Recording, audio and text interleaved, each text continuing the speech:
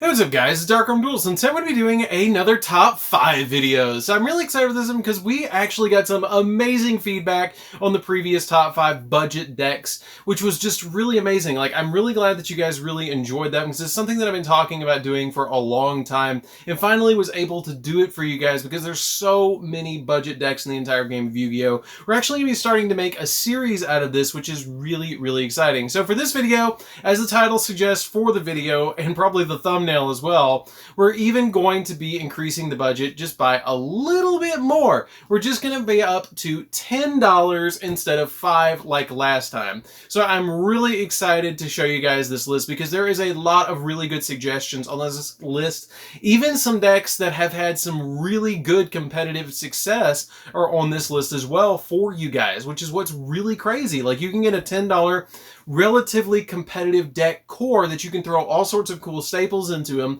and make the deck really, really good. Now, for this list, guys, as for last time, we're going to go by the same rules. We're going to be focusing on just getting the deck core, not the full actual deck. Now, there's all sorts of staples that you can go and use at any time. You don't have to use really expensive staples like Evenly Matched, Forbidden Droplets, and all those crazy like $100, $30 staples.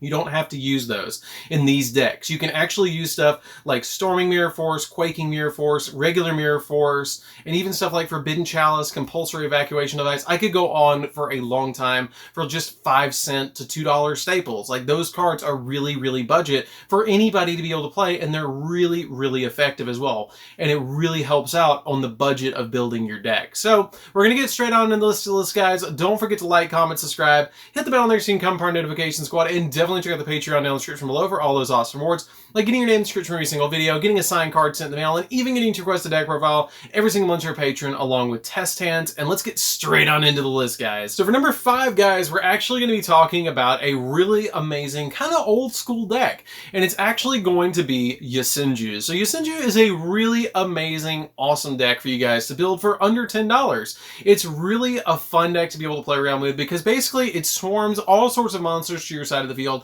like Yusenju, 1, Yusenju, 2, and Yusenju, 3, which is amazing cards. It's actually just recently, in the past couple of sets, gotten more support, which all was printed under super rare, which makes the deck very, very budget and very helpful for a lot of people to be able to build. It's a very good rogue deck as well because you can throw just about any staple card that you want to in this deck, from stuff like Compulsory Evacuation Device, Storming Mirror Force, and even Forbidden Chalice for really good budget options for you guys. But they have some really good built-in cards as well in the forms of their trap cards, which help out the deck a lot. I love the way that this deck actually plays too, because it swarms the field by normal summoning out one of your Yusenju monsters, and then they let you follow it out with another Yusenju of a different name. And they can easily, if you guys ever played back in the Necros format, you could actually counter a lot of decks by just swarming the field, and then during the end phase, all of your Yusenjus would run directly back to your hand,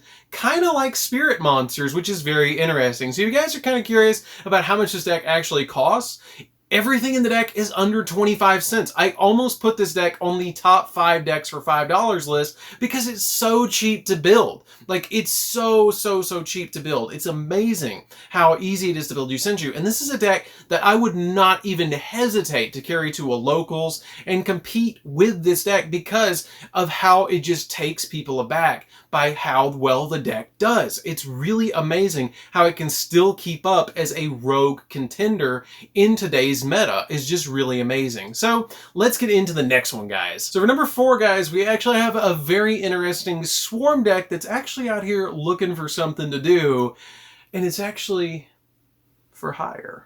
And I'm really interested to talk about this deck, guys, because this deck is a really fun deck. I love For Hire. It's super, super fun, and everything in it was actually reprinted in a Mega 10 as a common or less, which is really helpful for this particular deck. It can do a lot of really amazing things, and all of the monsters are really good for actually a beginner player. This is a deck that I immediately gravitate towards when I'm trying to teach somebody to actually play Yu-Gi-Oh! Because all you pretty much do is have the same common effect between every single for hire monster in this deck. So what the common effect actually is when they are normal summon, you can special summon another for hire monster to your side of the field, which is really, really helpful, and then get an additional effect, which is really nice for this deck. From all the way from popping face down cards to popping face up cards, discarding and drawing, searching the deck, and then when you get into your champions like Raphael on your side of the field, you're going to get some really amazing effects where you're going to get to excavate cards off the deck to be able to add additional cards to your hand. There's only one real boss monster in the extra deck that you're going to be summoning in the form of Falgo, which Falgo is a very cheap card, only coming in at about 25 cents. Now, the really interesting thing about this deck is everything in this deck is less than about 50 cents, which is really cool. Being at, I think Beat is the only expensive one, and I think Beat's about 75 cents, and then everything else is less than that. And some of the cards are even commons in like 5 cents per card, which is really cool. You can get an entire core for this deck. I actually priced it out on TCG Player before this actual video, and it was like $7, which was really, really cheap for a core. I really think that this deck is a deck that you guys will enjoy as a swarm-based deck for hire. So for number 3, guys, we're actually going to be talking about some really, really big birds. So we're actually going to be talking about Smorg. So Smorg is a really amazing budget deck for you guys. There's actually a Wing Beast deck that focuses around summoning some really amazing big birds. And I love the way this deck plays. It actually plays in a really similar way to old school Yu-Gi-Oh! In the form of actually tribute summoning your monsters. I know. What a deck. Like, who tribute summons anymore outside Monarchs? But it's really an amazing deck to be able to just summon all these really cool cards, and all of your the little birds that are in the deck have the ability to revive themselves back out of the graveyard like a phoenix rising from the ashes back to your side of the field by having no spells and traps on your opponent's side of the field. So it's actually a really cool effect just to be able to throw them out of the graveyard to then use them as materials to be able to tribute to summon out the really large birds, which is really amazing for this deck.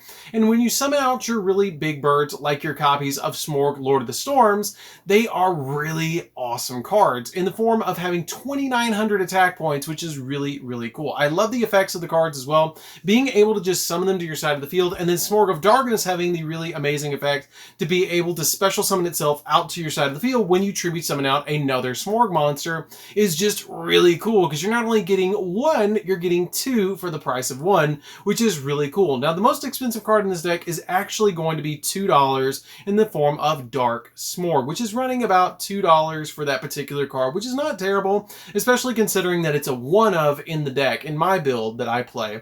And it's actually really nice that you can be able to play a one-of that's $2. And the really cool thing about this combo with Dark Smorg being an important card is you combo it with an old school card called Anti-Spell Fragrance. So Anti-Spell Fragrance, for those who don't know, actually make it so every spell card has to be set before it's activated, whereas Dark Smorg has the ability that you have to set, or your opponent cannot set any cards. So basically, it essentially turns off all spell cards for your opponent, which is really good. I love that effect to just be able to stop all the spell cards. Now, it also has a really good staple that you can throw in this deck as well. Just as a quick suggestion for you guys, you can throw in Harpy's Feather Storm into this deck as well to pretty much turn off every single monster effect as well, as long as you control a Wind Wing Beast, which, funny enough, this entire deck is all Wind Wing Beast. So this deck is a very good budget Wing Beast deck that if you're looking for a really good deck to be able to play around with, this deck might be the one for you. Number 2, guys, is actually one of the decks that I get requested to profile the most on the channel,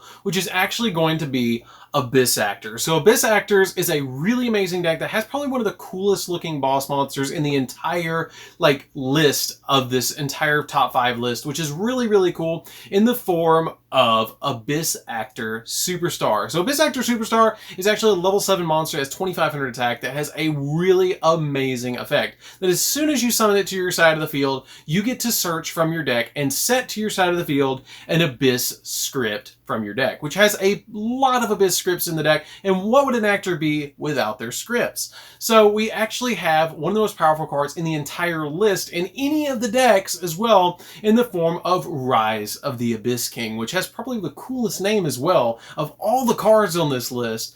and actually has a really cool effect. So for every face-up Abyss Actor that you control in attack position, you actually get to pop a face-up card your opponent controls. And with a Pendulum deck, you're able to swarm the field. So basically this card can OTK your opponent really, really easily because you already have on your side of the field a 2500 beat stick on your side of the field, and then you immediately activate your copy of Rise of the Abyss King, destroying anything that your opponent has in their way to be able to push for games. This deck is a very, very awesome, very easy to learn Pendulum deck that is very budget. So the most expensive card in this particular deck is actually going to be $1. And it's actually going to be Curtain Raiser, which is about a 2 to 3 of in this deck, depending on how you build the deck. And then everything else after that has been printed pretty much as a common or rare, which helps out with the budget of this deck, which is really, really nice. I really like the way that they've made this deck as a nice Pendulum deck be so budget. And everything else in the deck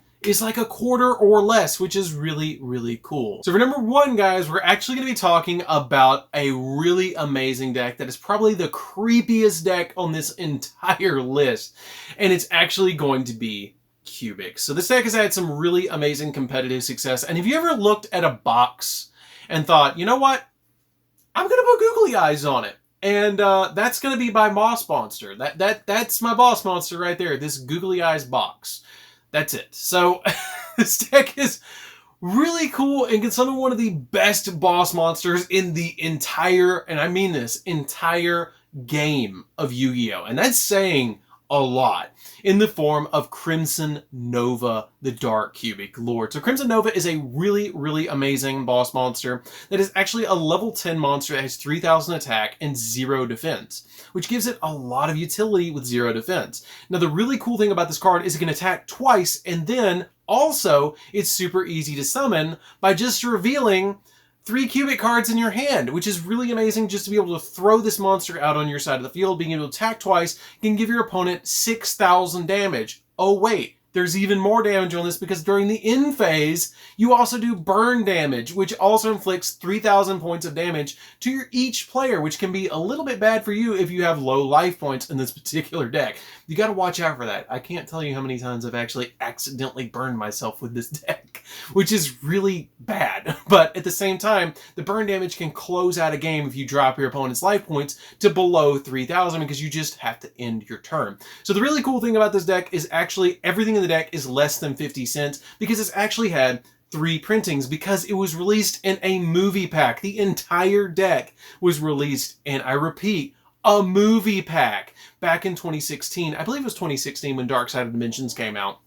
But Dark Side of Dimensions' main villain actually used Cubics as his deck, which is just really cool that you get to use a main villain's deck as a competitively viable deck, because out of every single one of these decks that I've mentioned to you guys on this entire list, Cubics have actually topped the most, and actually would be a deck that I would not even hesitate to carry to a locals or even a regionals levels tournament and be able to try and compete with it. And it would probably work pretty well because a lot of people would not be expecting it, and Crimson Nova is just such an overwhelming card. Now, the other really cool thing about this deck is it actually has a built-in normal summon, which is one of the only normal summons in the entire deck, in the form of Duza, which is really cool. When you normal summon Duza to your side of the field, you can send one of your spells or traps that is a Cubic card from your deck to the graveyard, like Cubic Karma, that can then banish itself from the graveyard to be able to search any of your Cubic cards, which is really helpful for a deck like this. So